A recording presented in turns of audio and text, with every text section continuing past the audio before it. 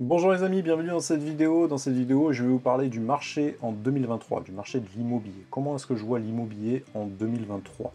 Là, actuellement, on est à la fin de l'année, donc on est le 30 décembre 2022, on va rentrer dans 2023. Une conjoncture un peu particulière et je vais vous dire un petit peu ce que je ressens. Alors, là, on est sur un marché qui est assez différent à travers toute la France. On est sorti du Covid où c'était un petit peu la folie. Il y avait assez peu de biens, mais par contre, on les vendait, boum, comme un claquement de doigts. Ça se vendait très simplement, très facilement.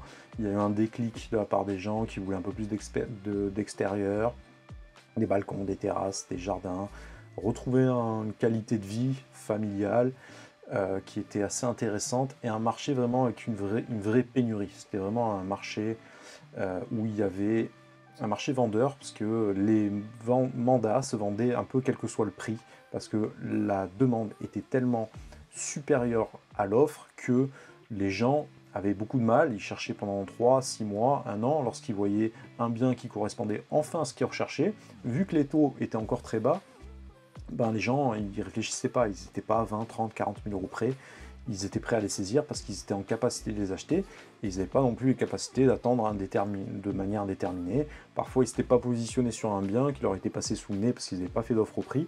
Donc, dès qu'ils voyaient un bien que ça correspondait enfin, ils étaient capables de l'acheter, banco, celui-là on l'achète, on ne veut pas que ça nous passe sous le nez. Donc ça, c'était un marché qui était assez parfait. C'était pas facile non plus de rentrer beaucoup de mandats.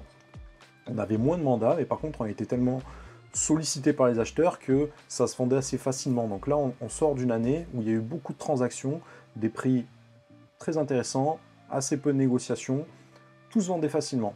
C'était très bien. Là, on est sur un marché où on va avoir moins de vendeurs. Alors, ça dépend des zones géographiques. À Paris, par exemple, là, on est sur un marché où il y a énormément de biens. Et il y a moins d'acheteurs, parce que les taux remontent, et là, actuellement, ça va encore augmenter. Donc, je ne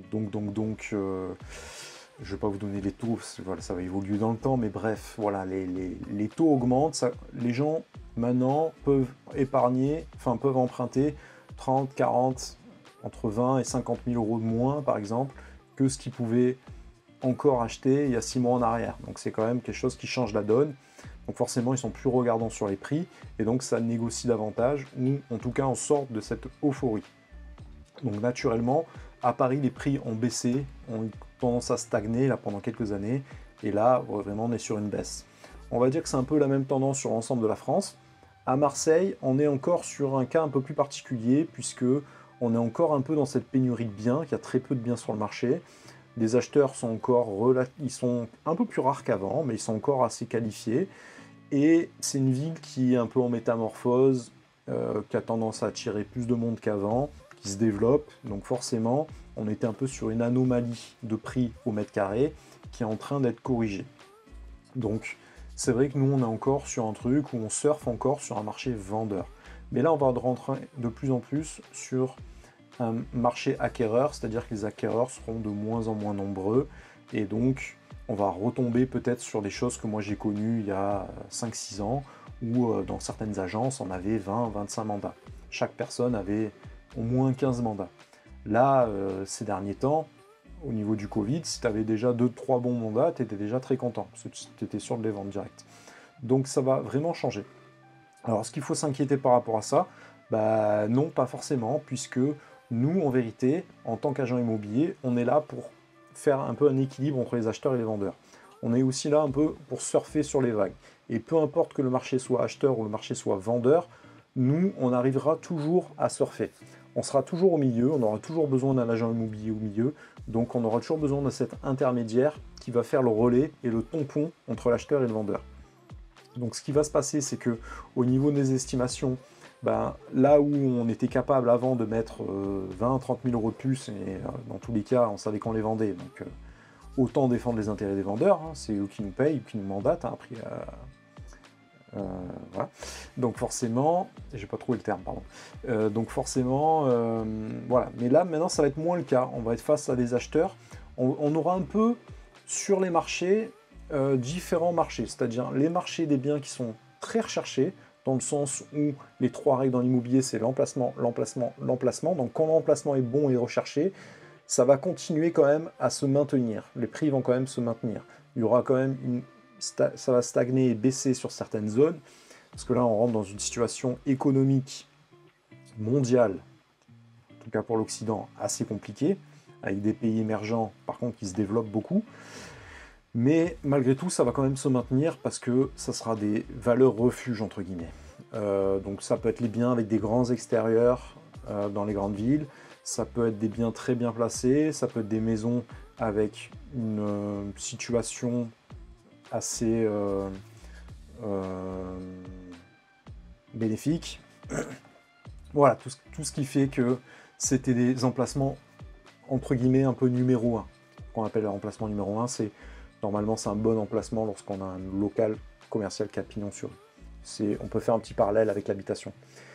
Et d'autres zones où, à contrario, des zones un peu plus populaires où c'était un pari d'investir parce que c'est des zones qui se développent, ou des zones où c'est dans des grandes villes, mais le contexte était un peu plus, on va dire, un peu plus résidentiel, dans des environnements où les immeubles sont pas terribles, hein, on pense aux passoires énergétiques ou autres, avec des immeubles, des copropriétés qui peuvent être un peu en difficulté, ou des zones plutôt populaires, hein, voilà, marché secondaire qui intéresse un peu moins de personnes, a priori, bah, ces zones-là, par contre, ça va être plus compliqué, parce qu'il y aura beaucoup moins d'acheteurs en face.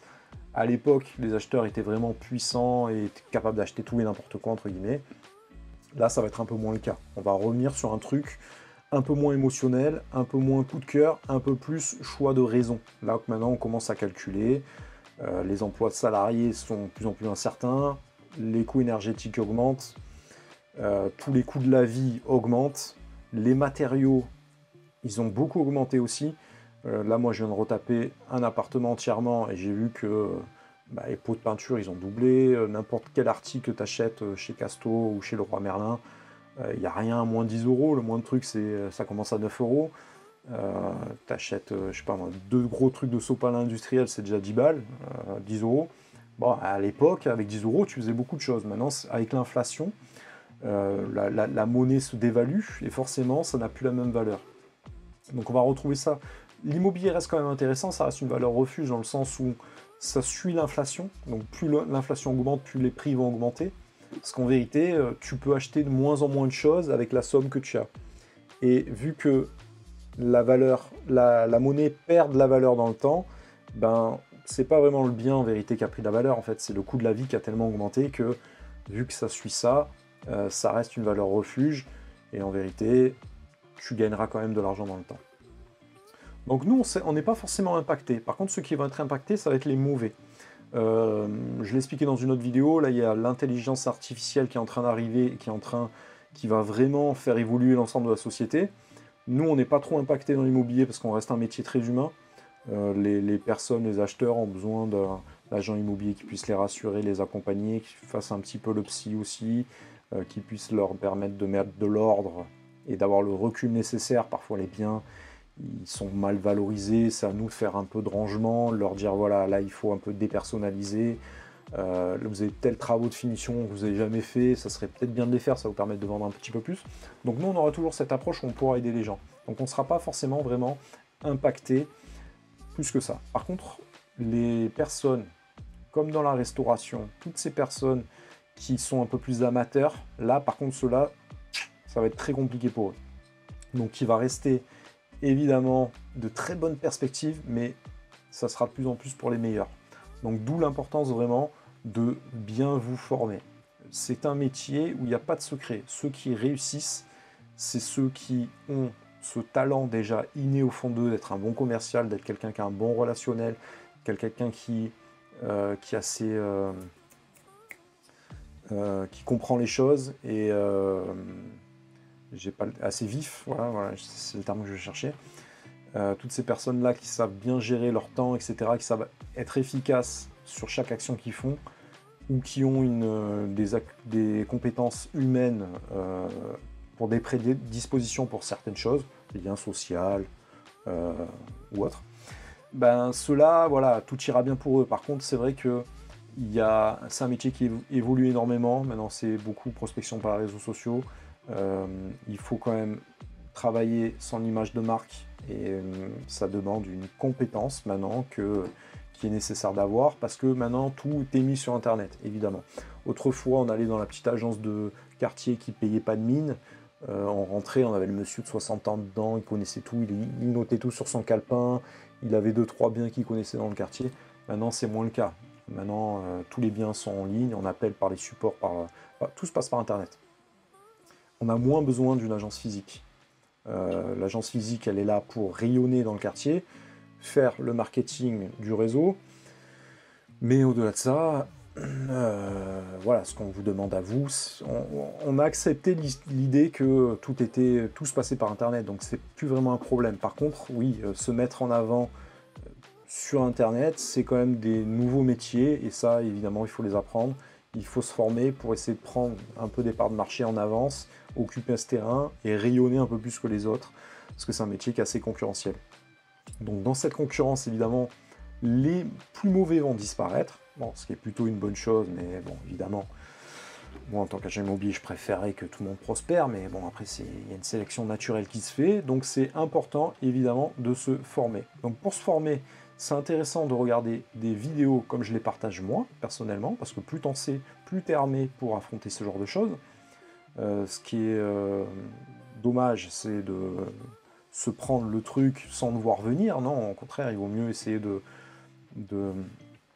d'avoir l'esprit assez ouvert pour voir comment évolue le métier, pour s'y préparer. Il y a une métamorphose à faire constamment, quand on veut réussir dans n'importe quel domaine. Il y aura de la place également pour les gens les plus coachés, donc ça je leur explique encore une fois, j'ai expliqué dans la vidéo précédente, tout le monde a besoin de se coacher, les grands artistes se font coacher, les grands musiciens ont besoin d'un coach qui leur dit ça c'est bien, ça c'est pas bien, les grands pianistes ont quand même un prof de piano, c'est pas pour rien, même si le prof de piano est pas capable de réaliser ce que fait l'élève surdoué, mais il a quand même besoin de cet accompagnement. Les personnes politiques se font coacher, les grands entrepreneurs se font coacher, bah, c'est pas pour rien. On a un biais cognitif quand on est sur soi-même qui fait qu'on n'est pas capable de s'auto-évaluer, de repérer ses qualités et ses défauts. Après, évidemment, il y a deux types de personnes, les gens qui développent leurs qualités et les gens qui développent leurs défauts. C'est-à-dire limiter ses défauts et les gens qui augmentent leurs qualités. Bon, il n'y a pas vraiment de mieux, hein, ça dépend un petit peu du profil de chacun. Ce qu'on observe chez ces gens-là, c'est que les gens qui développent leurs qualités vont réussir beaucoup plus vite. Par contre, lorsqu'ils ont des coups durs, ça va descendre beaucoup plus bas. Par contre, ceux qui développent leurs défauts auront une progression beaucoup plus linéaire, mais ils n'auront pas ce gros truc d'ascenseur émotionnel, un peu moins l'ascenseur émotionnel que ceux qui ont travaillé uniquement sur leur qualité, leurs compétences pures, le talent inné. Donc c'est important, voilà, de se faire coacher, c'est important de se former pour réussir, c'est important d'être ouvert aux nouvelles compétences qui sont intégrées dans ce métier d'agent immobilier, parce qu'on ne va pas se mentir, on est avant tout des couteaux suisses, il faut gérer énormément de choses, et ça s'apprend, c'est comme tout, et évidemment, il y aura de la place pour les gens qui sont à l'écoute des besoins des gens en face d'eux. Voilà, les clients, il a une certaine attente d'un professionnel, et si vous êtes ouvert à améliorer le service que vous avez à lui donner, vous êtes obligé de réussir tout simplement. On rentre aussi dans une zone où il y aura de plus en plus de fraternité, de confrérie entre agents immobiliers, on va de plus en plus collaborer. À l'époque, évidemment, on rentrait un bien pépite, on avait galéré pour le rentrer, on était sûr de le vendre, au prix, sans négociation, pourquoi partager sa commission? C'est naturel. Non, maintenant, il y aura de moins en moins d'acheteurs, les acheteurs auront de plus en plus de difficultés à se faire financer.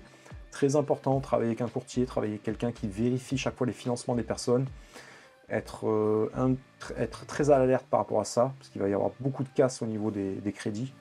Donc oui, non, pas de problème, moi je peux acheter, j'ai vu ma banque. Non, d'abord tu vérifies par mon intermédiaire, lui il te pose des questions, si lui me valide qu'il n'y a pas de souci, là on peut s'engager à signer un compromis, mais pas avant. Et de plus en plus donc de partage de biens, parce que les acheteurs sont de plus en plus durs à trouver. Travaillez également votre data. La data et votre fichier client, c'est extrêmement important. Jusqu'à maintenant, on ne les travaillait pas trop parce qu'on n'avait pas le temps. On avait un bon bien, il y avait 50 appels d'acheteurs qui venaient. On n'avait pas le temps de tous les qualifier parce qu'il fallait directement enchaîner sur les visites, etc. Maintenant, il va falloir passer un petit peu plus de temps à qualifier chaque personne, à les suivre, et c'est ça, ce petit travail de fond, ça va beaucoup vous aider également. Donc voilà, moi je suis pas vraiment inquiet pour 2023. Pour les investisseurs, il y a de très bonnes opportunités qui vont arriver sur le marché. Pourquoi? Parce que les financements seront de plus en plus compliqués. Donc si vous avez des paiements comptants, si vous avez vous pouvez acheter sans conditions suspensives de prêt, croyez-moi que ça va être un gros atout pour les vendeurs.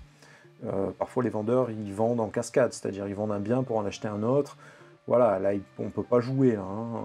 Il y a des prêts relais aussi parfois, donc on a besoin de sécurité. Donc pour sécuriser tout ça, on vérifie les financements. Et évidemment, la personne qui arrive et qui dit voilà, moi j'ai l'argent disponible sur la banque, ça peut aller rapidement et vous êtes sûr d'avoir la somme, ça rassure et c'est intéressant. Donc les liquidités d'acheteurs vont être de plus en plus dures à trouver parce que les taux vont beaucoup augmenter, ça va coûter de plus en plus cher d'emprunter et donc forcément il va y avoir des bonnes affaires à faire. Les passoires énergétiques également, moi je suis en train de réisoler tous les biens de mon immeuble que j'ai acheté. C'est un vieil immeuble, les murs ils sont humides, je rajoute des pompes à chaleur dedans, des systèmes de ventilation pour retirer les champignons, retirer l'humidité. Il faut également doubler les murs. Voilà, donc les passoires énergétiques, il faut être vigilant là-dessus. Il y aura des opportunités sur les biens qu'il va falloir rénover. On est de moins en moins sur le petit rafraîchissement, on met un coup de peinture, on refait rapidement la cuisine et la salle d'eau et tout va bien. Non, là, maintenant, on va être sur des acheteurs en termes de rénovation qui vont être très, très vigilants. Moi, je fais les travaux moi-même souvent, mais quand je les délègue, on se rend compte que ça a un certain coût et qu'il ne faut pas minimiser non plus cette étape. Entourez-vous d'artisans compétents qui peuvent vous aider dans cette démarche. Et non, maintenant quand il y a des grosses rénovations, ça coûte un vrai billet. Donc tous ces biens-là, où c'est indéniable qu'il y a cette rénovation à faire complète, bien souvent il vaut mieux tout péter, tout refaire. Ben oui, ça a un certain coût, donc forcément, c'est pas tout le monde qui a envie de se lancer dans des projets où on va rentrer dans 4 mois de travaux, ou dans 3 mois de travaux, où il y a tout à refaire, et le chantier c'est Bagdad, et il faut prendre une location en attendant, etc. Ou vivre dans la poussière. Donc forcément, ça va intéresser moins de personnes, donc il y aura plus d'opportunités là-dedans. Donc peu importe, en vérité, ça dépend vraiment comment vous vous formez pour appréhender toutes ces choses-là, pour être rassuré et être préparé à les affronter, et de deux, prêt à saisir les opportunités. Je vois beaucoup d'agents immobiliers qui n'investissent pas aussi dans l'immobilier. Vous devez investir. Vous êtes la meilleure personne, la mieux placée pour investir également, pour saisir les opportunités, parce que vous maîtrisez le métier de A à Z, vous le faites déjà pour les clients. Et je peux donner un petit argument pour les gens qui se posent la question, pourquoi est-ce que, entre guillemets, un agent immobilier ça coûte cher? Bon, c'est pour son implication, son expérience, le côté qu'il entreprend, ok, mais c'est aussi surtout que bah, moi je suis là pour faire des affaires aux autres. Donc, bah oui, si vous voulez que ça soit pas moi qui saisisse l'affaire, bah, il faut que je puisse m'y retrouver. Donc forcément, il va falloir me payer pour ça. Donc ça peut être un argument pour certaines personnes pour répondre à cette objection. Un agent immobilier, ça coûte cher. Notamment pour l'investissement. Voilà les amis, j'espère que ça vous aura servi. Donc il n'y a que du bon devant nous, en vérité. Bon, c'est un métier, il faut se remettre en question et tout le temps, hein, tout le temps, il faut être un peu la meilleure version de soi-même, donc c'est important. Il faut le faire en temps de crise et même quand ça va bien. Donc moi je suis pas inquiet du tout, au contraire. Par contre, ce qui est vrai, c'est que c'est de plus en plus difficile de recruter des éléments de qualité. Donc ça revient un petit peu à ce que je vous disais précédemment. Il faut bien se former pour être un élément de qualité. Les gens ont de plus en plus de mal à trouver des éléments de qualité. Donc si vous êtes un élément de qualité, vous allez pouvoir mettre en avant et obtenir des meilleures conditions, quelles que soient les structures sur lesquelles vous allez travailler. Donc ça, c'est des opportunités pour vous. Donc, vu que la société est en train de changer, le marché de l'emploi est en train de changer, les compétences qu'on demande dès il y a quelques années ne sont plus les mêmes qu'aujourd'hui, raison de plus pour être excellent dans un domaine. Et lorsque vous êtes excellent dans un domaine, vous avez une compétence de fou, vous êtes irremplaçable. Parce que on constate tous qu'il y a une mauvaise image des agents immobiliers, et ça c'est parce qu'il y a certaines personnes qui ne comportent pas de la bonne manière, qui n'amènent pas le service qu'ils devraient amener et qui ne sont pas suffisamment formés. Donc faites en sorte de vous former à tout ça, comme ça vous serez excellent et vous pourrez encore plus profiter de la conjoncture pour pouvoir aider les gens encore plus, parce qu'ils en auront encore plus besoin qu'avant, mais également vous apporter des choses pour vous. Donc moi je vois que du bonheur pour vous, ça va être cool. Je vous invite à vous inscrire en description Si vous voulez échanger avec moi, si vous êtes intéressé par un programme et que vous hésitez entre différents programmes, vous avez un rendez-vous téléphonique que vous pouvez prendre dans mon agenda et également vous inscrire sur la mailing list pour recevoir des liens privés où je vous envoie du contenu comme ça par mail pour vous aider à réussir. Ça peut être sur le juridique, ça peut être sur la technique, côté pratique, côté théorique, les nouvelles compétences à avoir pour réussir, les techniques de prospection, les techniques pour rayonner, se créer une audience, rayonner sur les réseaux sociaux, etc., etc. On voit tout ça, mais vraiment, inscrivez-vous à la mailing list parce qu'il y a du contenu de forte valeur qui est donné exclusivement aux gens qui font partie de mon cercle privé. Et de temps en temps, je mets également des réductions pour certains programmes que je lance en priorité pour les gens de mon cercle privé. Donc je vous invite à vous inscrire, c'est vraiment très intéressant. Voilà, vous pouvez vous désinscrire quand vous le souhaitez, c'est sans engagement, vous n'avez aucune obligation dedans. Je vous souhaite de réussir dans l'immobilier, les amis. 2023, c'est à nous, il va y avoir énormément de choses à faire, donc voilà, lancez-vous, n'hésitez pas trop, vous prenez pas la tête, c'est un très beau métier, donc lancez-vous, c'est important. À bientôt, bye bye, ciao.